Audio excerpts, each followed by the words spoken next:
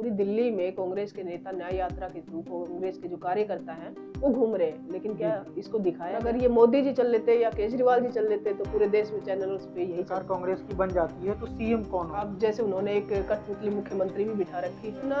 गंदा पानी घरों में आ रहा है कि लोग नहाना तो मतलब पीना तो दूर, लोग नहा भी नहीं सकते अपने बर्तन। आपको प्राउड फील होता है कि आप राजधानी में हो, लेकिन वो राजधानी नरक बनी। 2013 के बाद कांग्रेस का ग्राफ बहुत गिर गया, तो ये इसका कारण क्या मानते तो हैं? अगर किसी को सजा देनी हो तो पहले काला पानी बेचते थे, लेकिन अब किसी को सजा देनी हो तो दिल्ली की झुग्गियों में जितने फ्लाईओवर देख रहे हो, जितनी नई बिल्डिंग्स देख रहे हो, ये सब कांग्रेस पार्टी की बनाई है। उसका अपना साल से कांग्रेस काफी कमजोर हुई है क्योंकि आम आदमी पार्टी। नमस्ते, आदाब। मेरा नाम है विक्रम बिंदांजू और आप देख रहे हैं टीटीएस इंडिया। 2025 में होने वाले दिल्ली विधानसभा चुनाव की सरगर्मियां अभी से ही बढ़ गया है। बीते दिनों कांग्रेस ने अपने पहले लिस्ट में 21 उम्मीदवारों की नाम की घोषणा की, तो वही कुछ दिन पहले आम आदमी पार्टी ने अभी तक 31 उम्मीदवारों के नाम की घोषणा कर चुकी है। दिल्ली में चुनावी सरगर्मियां खूब बढ़ी हुई है, चाहे वो बीजेपी हो, कांग्रेस हो, आम आदमी पार्टी हो, सभी पार्टियां सत्ता पे काबिज होने के लिए एड़ी चोटी का दमखम लगा रही है। आज हमारे साथ खास बातचीत के लिए कांग्रेस की युवा नेता बबीता यादव जी हैं। हम इनसे बात करेंगे और जानेंगे कांग्रेस का हालचाल और चुनावी मुद्दों पे बात करेंगे। तो आपका बहुत बहुत स्वागत है टीटीएस इंडिया में। कैसी हैं आप? थैंक यू, बढ़िया हूँ। तो कैसा चल रहा है आपका चुनाव प्रचार अभियान? चुनाव प्रचार अभियान कांग्रेस का दिल्ली में काफी अच्छा चल रहा है। अभी अभी न्याय यात्रा की समाप्ति हुई है और आगे की रणनीति जो है वो तैयार हो रही है। न्याय यात्रा आप लोगों ने किया, मैं देख भी रहा था, तो कैसा रिस्पॉन्स रहा लोगों का? जब आप लोगों के बीच जा रही थी, आपके बड़े बड़े नेता भी जा रहे थे, खुद आप भी थे उस न्याय यात्रा में, तो लोगों का क्या रिस्पॉन्स रहा? आपने खुद भी सोशल मीडिया पे देखा होगा कि न्याय यात्रा में लोगों का ऐसा रेस्पॉन्स था कि जैसे कि मतलब काफी साल बाद कोई अपना दिखाई देता है। जी। इस तरह से कि मतलब कहाँ चले गए थे, कहाँ खो गए थे, एक इस तरह का जैसे वो जो बंधन होता है वो कांग्रेस के लीडर्स, कांग्रेस के कार्यकर्ताओं के प्रति वो प्यार जो है लोगों का दिखाई दे रहा था। जी। पिछले 10 साल से कांग्रेस काफी कमजोर हुई है क्योंकि आम आदमी पार्टी की सरकार रही है, लेकिन अब लोगों को समझ में आया है कि मतलब वो कुछ जुमलों में फंस गए और उनको पता नहीं चला कि कब जो चीजें हैं वो मतलब लोग उनको जैसे शराब के नाम पे धोखा मिला, केजरीवाल जी ने जो किया। आप देखोगे कि जितनी भी सड़कें हैं वो टूटी पड़ी हुई है, गंदगी के ढेर लगे हुए हैं। एक जगह तो गाय जो है गंदगी के कूड़े के ढेर में मरी हुई पड़ी थी जी। और चारों तरफ इतनी बदबू थी और लोग वहीं पर रह रहे हैं। कीड़े चल रहे हैं लोगों के घर के सामने, गंदगी है उसमें कीड़े चल रहे हैं, कीड़े चल चल के जो लोगों के घरों में घुस रहे हैं। तो तब लोगों को समझ में आया कि कांग्रेस का राज था वो कितना मतलब अच्छा था और इस देश को और इस दिल्ली को अगर कोई एडमिनिस्ट्रेशन इसमें चला सकता है तो सिर्फ कांग्रेस ही चला सकती है। तो आपने अभी जिक्र किया कि हम कांग्रेस बीते 10 सालों में पीछे हुई है, तो क्या लगता है क्या कारण रहा कि लंबे समय तक कांग्रेस दिल्ली के सत्ता पे काबिज भी रही, लेकिन 2013 के बाद कांग्रेस का ग्राफ बहुत गिर गया?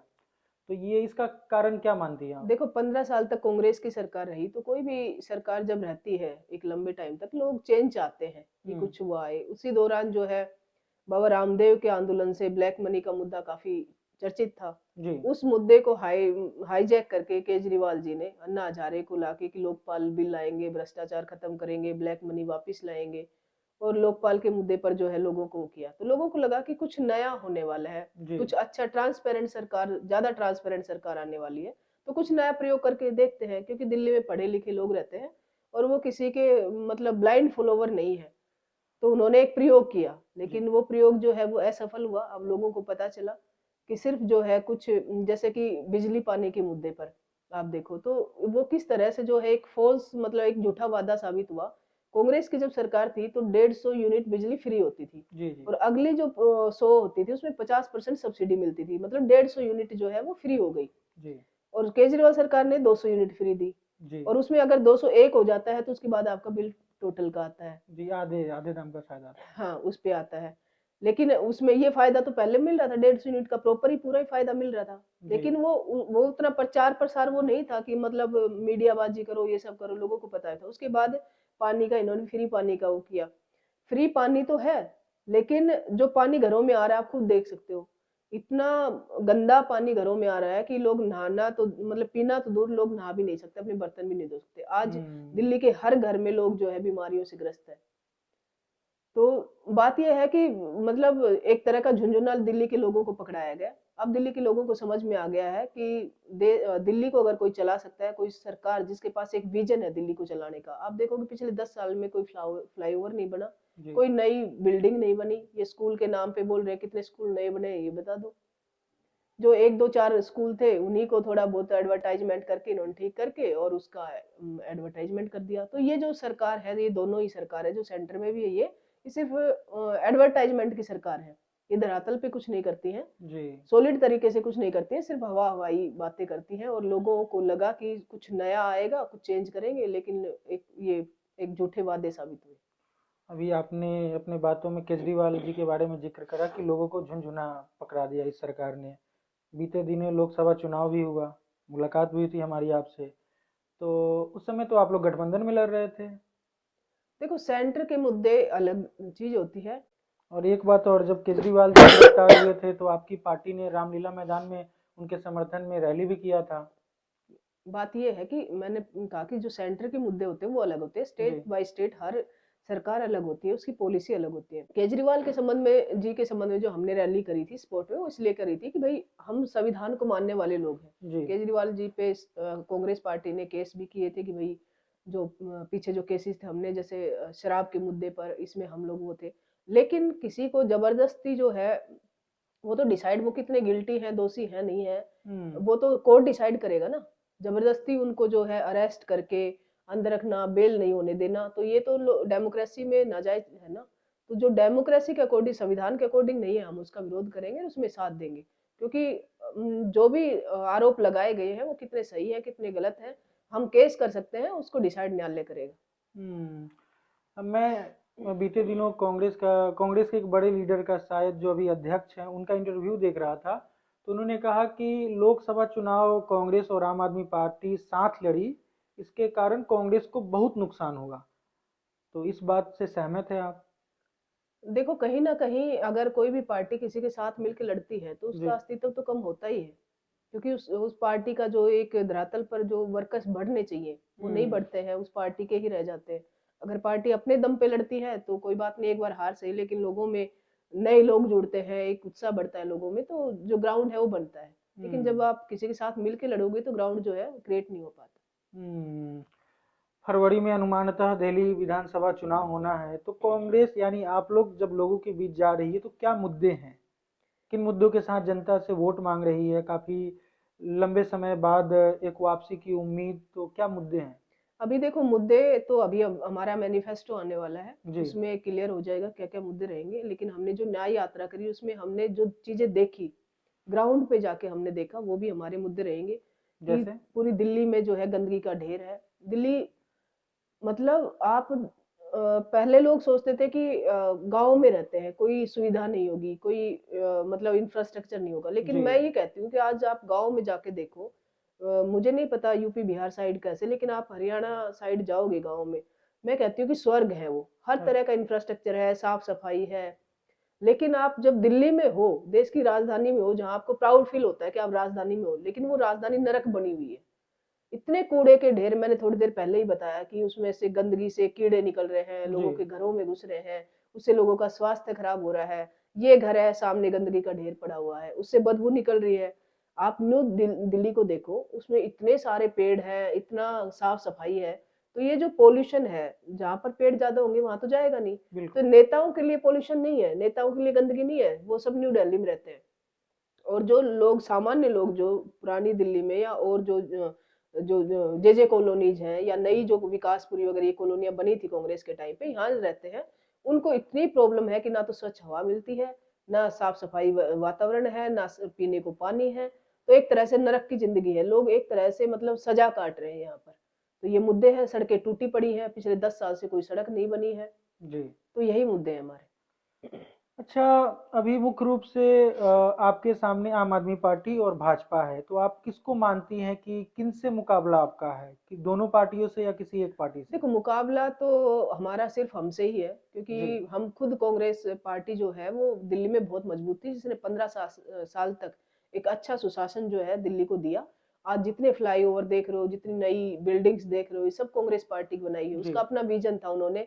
जो झुग्गी झोपड़ी के जो लोग थे उनको एक प्लान के तहत जो है कॉलोनियां बनाकर उनको स्थायी रूप से बढ़ने का वो मौका दिया। आप देख सकते हैं विकास जो ये पूरी जिन कॉलोनियों पे लगा है, विकासपुरी है और जैसी जो कॉलोनियां हैं, वो कांग्रेस की बसाई हुई थी कि जहाँ जो झुग्गी वाले लोग रहते थे उनको वहीं पर रहने का स्थान दिया जाए। तो 100-100 गज के प्लॉट दिए गए थे। आज उन प्लॉट की कीमत करोड़ों में है। तो वो जो झुग्गियों में लोग रहते थे, आज वो करोड़पति बन चुके हैं सिर्फ कांग्रेस हम्म। पार्टी की बदौलत। अच्छा, झुग्गी झोपड़ी से हमें याद आया, मैं ग्राउंड में जाता हूँ और झुग्गी झोपड़ी में जो अधिकतर लोगों से मैं बात करता हूँ, तो मेरा पर्सनल जो अभी तक का अनुभव रहा, तो उनका जो वोट बैंक है कहीं ना कहीं आम आदमी पार्टी की तरफ दिखता है, रुझान दिखता है। या अगर मुसलमानों की बात की जाए, तो जब शीला दीक्षित की सरकार थी, उस समय 15 साल सरकार आप लोगों ने चलाया, तो उस समय ये वोट बैंक कांग्रेस का हुआ करता था। तो आप लोग कितना इस वो वोट बैंक को अपने तरफ आकर्षित करने के लिए कितना काम कर पाई है? देखो मैंने ये कहा कि कांग्रेस के पास विजन है, जी। कुछ काम करने का प्लान होता है, जैसे सीएनजी बसें चलाई थी। जी। इसी तरह से आगे अब कांग्रेस जब आएगी तो हमारा मैनिफेस्टो आने वाला है। जितने भी झुग्गी के लोग हैं, जिस हम्म। तरह से हमने पहले उनको प्लॉट दे के कॉलोनियां बसाई है और अच्छा रहने का एक वातावरण उनको दिया है, वही उन झुग्गी वालों को भी दिया जाएगा। आज मैंने भी जब लोकसभा इलेक्शन के दौरान मैं अपने एरिया में घूमी, तो मैंने देखा कि आज भी जो झुग्गी वाले जो लोग हैं उनके नीचे से गंदा नाला गुजर रहा है काफी स्थिति खराब है। और उसके ऊपर लोग सो रहे हैं। वहां से नीचे से बदबू भी निकल के आ रही है क्योंकि बीच में क्रैक भी है। जी। तो मतलब अगर किसी को सजा देनी हो तो पहले काला पानी भेजते थे, लेकिन अब किसी को सजा देनी हो तो दिल्ली की इन झुग्गियों में भेज दो या दिल्ली के अंदर भेज दो जहाँ जे कॉलोनीज है। जी। तो आज दिल्ली का जो पहचान है वो ये हो चुकी है। तो ये हमारा जो वोट बैंक था ये वापिस आने वाला है, क्योंकि इन्होंने 10 साल जो है इनको देख लिया कि ये धोखेबाज सरकारें हैं। ये सिर्फ एडवर्टाइजमेंट की सरकार है, इनको करना कुछ नहीं है। हम्म। अच्छा, जब आप एक तरफ न्याय यात्रा आप लोग कर रही थी, आपके नेतागण कर रहे थे, उधर उसके दूसरे तरफ आम आदमी पार्टी सक्रिय रूप से अभी तक, जब हम ये वीडियो रिकॉर्ड कर रहे हैं तो अभी तक देखा जाए तो आम आदमी ज्यादा सक्रिय है चुनाव में। उनके पूर्व मुख्यमंत्री सभी नेता चुनाव में उतर गए हैं, लेकिन वहीं आपके कोई बड़े नेता अभी तक हमें नहीं दिखे हैं। नहीं, हमारी अगर आप देखोगे ना, क्योंकि सोशल मीडिया का इसका मीडिया को आप देख लो कि मीडिया को कैप्चर कर रखा है इन्होंने, दिखाएगा कौन?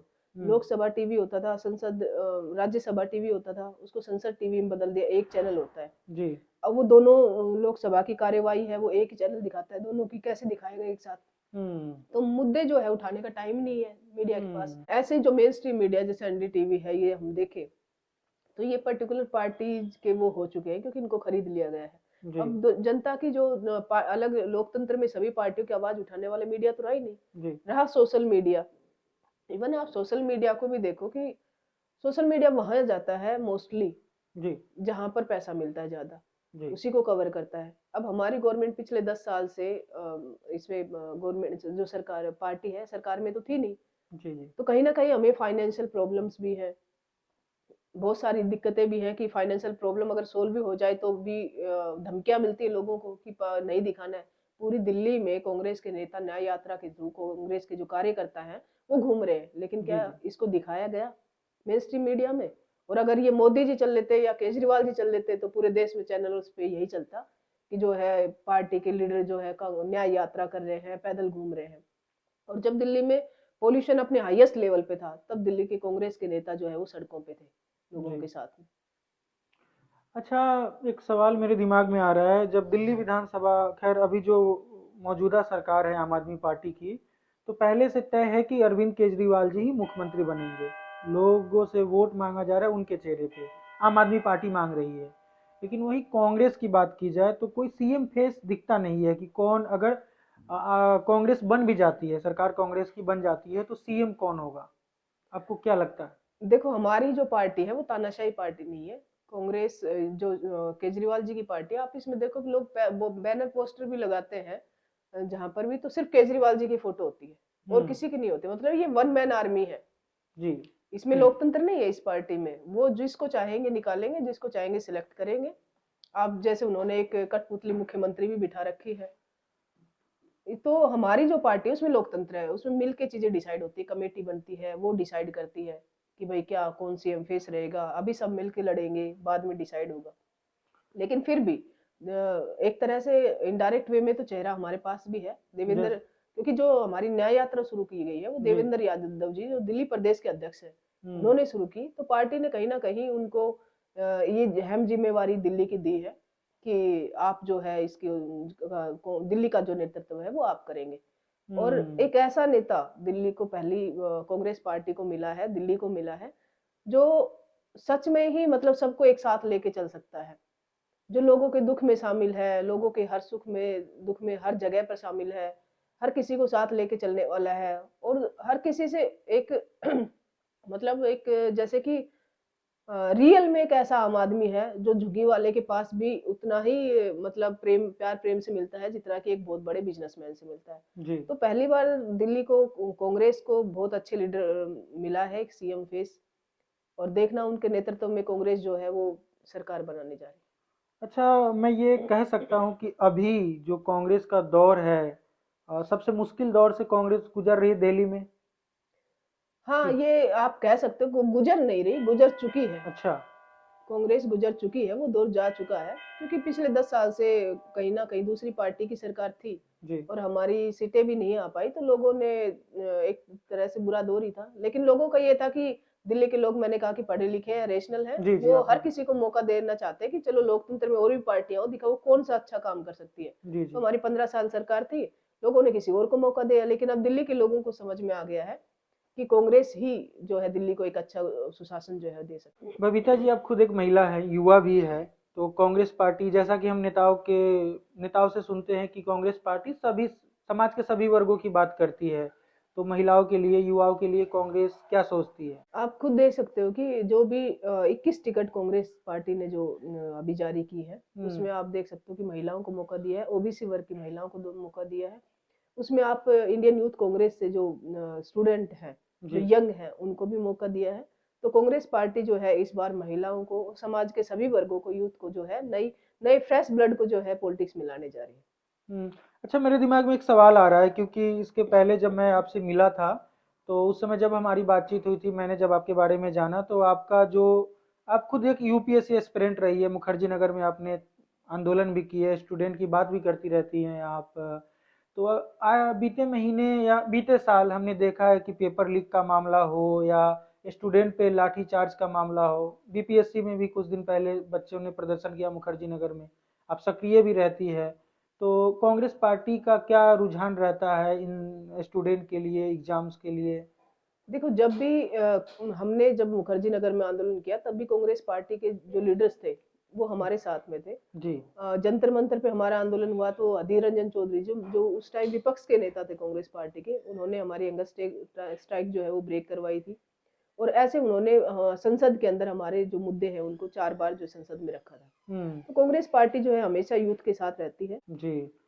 अच्छा, बीते दिनों हमने देखा कि एक देश एक चुनाव का मामला खूब चल रहा है, तो कांग्रेस का क्या स्टैंड है इस पे? देखो, एक देश एक चुनाव का जो मामला है वो कहीं ना कहीं देश का जो संविधान है या देश की जो आत्मा है उसको एक क्रश करने वाला एक हम्म। स्टेप होगा। क्योंकि आप देख सकते हो कि हमारे देश में अभी भी जो लोकतंत्र उतने मैच्योर स्टेज में नहीं पहुंचा है हम्म। कि आपका जो मैनिफेस्टो में आप जो लिखते हो वो आपके ऊपर बाइंडिंग हो। हम्म। पार्टियां क्या करती हैं कि इलेक्शन के टाइम पे बहुत सारी झूठे वादे वो जनता से करती हैं, जैसे ही इलेक्शन हुआ तुरंत उसके बाद उन चीजों को वो भूल जाते हैं। अब हम्म। मान लो कि एक पूरे देश में एक बार इलेक्शन हो गए हर बॉडी के, अब जी। जो लोकसभा के, उसके स्टेट असेंबली के भी एक साथ हो गए, उसके बाद कौन सी ऐसी प्रेशर पॉलिटिक्स होगी कि जनता जो है अपनी बात मनवा सके। अब हम्म। तो ये होता है कि चलो एक स्टेट में आपने वादा कर दिया या लोकसभा में वादा कर दिया और आपने पूरा नहीं किया, तो फिर स्टेट वाइज आना है आपको, जी। तो जनता वहां आपसे बदला लेगी। तो एक प्रेशर जो है वो पार्टियों के ऊपर बना रहता है। जब हम्म। लोकतंत्र बहुत मैच्योर हो जाए और जो नेता जो है वो भी एथिकली बहुत मैच्योर हो जाए, हम्म। सही एक उस पर चलने लगे, जो कथनी और करनी में अंतर ना हो, उस टाइम जो है ये सब चीजें की जा सकती है। बबीता जी, आपका बहुत बहुत शुक्रिया, काफी अच्छा लगा हमें आपसे बात करके, आपका बहुत बहुत धन्यवाद।